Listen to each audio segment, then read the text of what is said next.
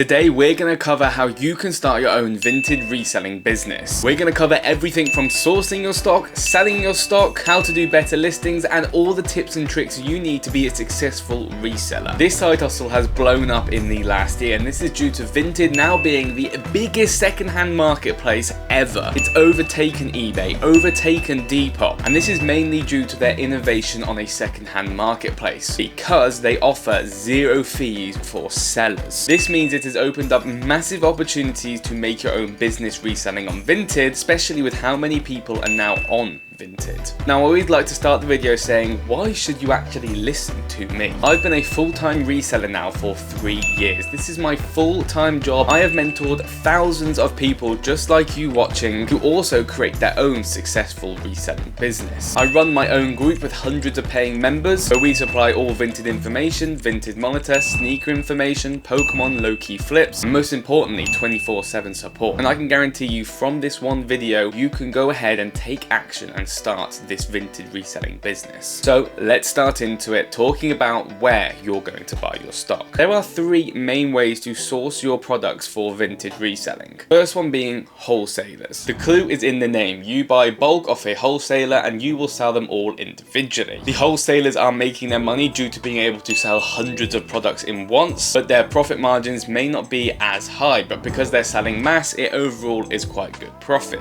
This is good for you as you can get hundreds of items in a week with no problems. There are also some downfalls. I've personally never dealt with suppliers that you see on TikTok and so on. However, I know people who have good success from it. People use wholesalers like Fleek, for example, and make good money. Essentially, you will buy a bale of a certain item, whether this is jeans, whether this is jorts, whether this is Ralph Lauren polos, and you usually select what grade of item do you want, and this means basically what condition. For example, B grade is a little bit worn, they might have a couple marks on some of them, but sometimes they can say it's a B grade and you get a load with stains and holes, and so it can be a little bit unreliable sometimes. Now, what are the downfalls of using a wholesaler? First of all, you're putting quite a lot of capital up front. That's because you're at least having to buy 50, 100, 200 items per order, and the other downfall being you actually don't exactly know what you're getting. What brand or what type of clothing or what color these t-shirts are going to be, the condition, you're not getting photos of everything you're going to get before them, so it can be a bit of luck at the draw. However, there are also pros of this. You don't have to spend time sourcing around stock, going to charity shops, or worried about where you're going to get your next items of clothing, so that is the big positive. Like I said, I personally don't use this method for my Vinted reselling business. However, I do know a lot of people who are very successful doing it this way. The second option, as I previously mentioned slightly, is charity shops and thrifting. You will be surprised the steals you can find in charity shops or thrift shops or secondhand clothing shops, or the kilo sale shops where you basically buy a kilo worth of clothes and whatever the weight is how much you pay. Now let's look at the pros and cons of this. And the first pro being your profit margins are probably going to be a lot higher than using a supplier. This is because you can get some absolute steals doing this method if you know what you're looking for. Another good pro is there are plenty of charity shops open nearly every single day, so if you're willing to put the time in, you can get quite a lot of stock. However, there are negatives. First of all, this is going to add on to your expenses and also your time. You've got to go out and about, you might have to drive, you've got petrol money, you're going to have to spend a couple hours looking for these clothes, so that is a negative of this. The other negative being is you can't really just go to a charity shop and buy 1,000 items like you could off a wholesaler. So your profit margins may be higher, however, you're not accessible to get thousands worth of stock. But obviously, you're not having to put as much capital at risk. This is a great way for beginners who want to get into it because you don't have to put loads of money up front and your profit margins are a lot higher. I have gone charity shopping before and seen some really good success, so maybe it's a viable option for you. Now, the third and final option that may surprise you, the method I actually use the most, is buying off Vinted and reselling it back on Vinted. Now, I use something called a Vinted monitor. Essentially, I set what I want to see. So for example, I want to see North Face Nupsy jackets for under £20. Inside the Vinted monitor, you set these filters, and then essentially you get directly notified when something on Vinted gets listed that meets your criteria. So for me, I set a loads of streetwear brands for t-shirts under £10, Air Forces under £15, Air Max 95s under £20, North Face jackets for under £25. I know if I buy these items items, I can sell them on for a lot more. And because there are over 100,000 different items being listed a day on Vinted, it means there are some absolute steals posted, so you can actually make profit on the items already on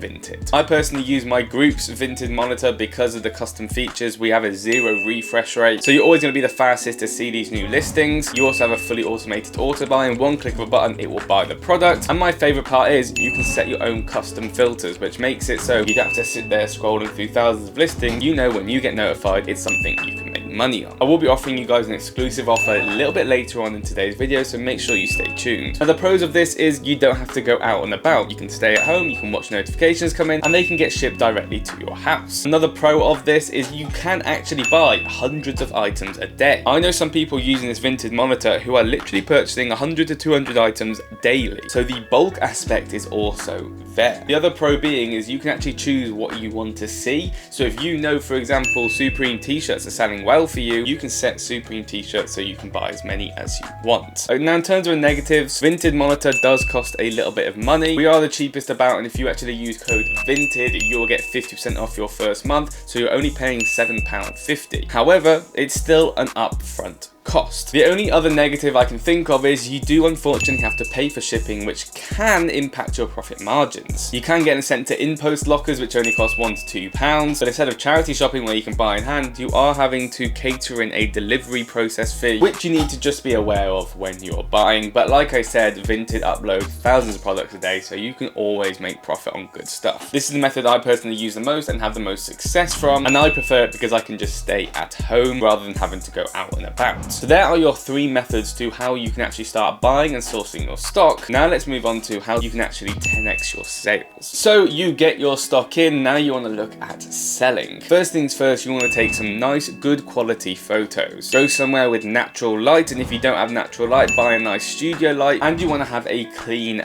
background. Maybe this is a nice slatted floor, some laminate or a white sheet. Anything like this will make your photos pop so much more. You can also buy panels from Amazon that look quite nice to lay your stock on. You really want to make it as professional as possible. Not only this, you want to iron out the t-shirts or clothing that you do use. You can use an iron, or you can actually use a portable steamer. Portable steamer, you can actually pick one up from Amazon for only like £15–20, and it's just going to get rid of all of the wrinkles in your t-shirt. At the end of the day, no one wants to buy a wrinkly old t-shirt, so make it look nicer, and these will really help your photos. Now in relation of taking your photos, you want to aim for between 5 and 7 photos. You want your normal photos of the front and back, you want one of the label, the wash label, then you want close-ups of the design of the t-shirt. Has it got any graphics? Has it got any small details? Take photos of this, and you also want to take pictures of any defects. This is going to save people returning your orders. Any stains, rips, holes, include this in your photos. Some people like to take photos that show measurements on there, for example putting a ruler so they know how long the width is, the collar length, and so on, but this is optional to you. Now in relation to making the listing, this is even more important than the photos. The amount of times I've seen a listing that just says Supreme t-shirt. Where is the detail in that? For example, Supreme drop in drop weeks, so a better title would look something like Black Supreme t-shirt, season 5, week 3, and then the name of the actual design, whether this is the Maradona t-shirt, for example. This is going to make your title look so much more professional than the competition. In the description, you want to include obviously all the details in the title, the size, any defects, sizes, and so on, and also add some nice friendly messages. Any questions or more photos, please be free to message me. You can show that you offer fast shipping, you're going to ship it out next day. Anything to make your listing look more professional, please do this. It takes you an extra 10 seconds and it will 10x your sales. Now in relation to pricing, now this depends how quick you want to move your products. A good way of judging your pricing is looking at previously sold on eBay or looking at other listings on Vinted to see how much they're going for. Me personally, if I want to sell an item at £25, I am listing that item for between £23 and £25. This is because you are going to get people lowballing, sending you offers. So if you're listing it a little bit higher than normal, then you're catering in the fact that people are going to send you offers for slightly cheaper. Pricing does play a big factor. Leave it up for a couple of days. If you're getting no interest, you can always lower it. But what's great about Vinted, if someone favorites your item and then you actually lower the price a couple of days later, they will be notified that you lowered the price. So you want to gain the favorites before you lower the price. If you're still getting no luck in 1 to 2 weeks of selling a product, product, you can relist it. Sometimes that does actually help. Now we talked about listing, let's give you the 3 final pro tips that you need to know and that will really help boost your sales and overall be more successful as a Vinted reseller. First up is cross-listing. Now you don't have to do this, but if you really want to increase your sales, you should be listing all of your items on Depop, Vinted and eBay all at once. Vinted you're probably going to get most sales on, but also I've had some weird sales on Depop and eBay before for a lot more than I would have got on Vinted. Next up is be consistent. Vinted goes through some weird days. The algorithms work weird on Vinted. Some days you might get 10 sales and then you might spend 3 days not getting a sale. Trust me, sometimes it's not actually down to you, it's just the way Vinted works sometimes. As long as you're staying consistent, you're listing products frequently, trust me, you will get in that Vinted algorithm and you will get a lot more sales. Just be consistent. A lot of people get worried about legit checking with Vinted. If you didn't know, it's actually not allowed to sell fake products on Vinted. So if you do receive a product that is fake, as long as you create a case in the first 48 hours of it being delivered, 99.9% of the time, they will just give you a label and you can return the item and you get your full money back. I've never had any problems doing this with Vinted, and they are quite good when it comes to fake items. Obviously do your checks when you're buying the product, ask if they got any proof of purchase, have a look at photos, compare them to others, but if you still get it in hand and you think, well, I've been scammed here, just make that case in the first 48 hours and you'll get your money back. As I mentioned, we're actually going to offer you 50% off your first month within KaiKicks Apprentice, making the Vinted monitor only £7.50. We do have some other packages down below, like if you wanted the Vinted monitor, sneakers and Pokemon info. This is going to cost you a little bit more, but we are literally making people thousands of profit a month. Please show your support, like, comment, subscribe. Thank you guys for watching, and I'll see you guys in the next one. Peace out, guys.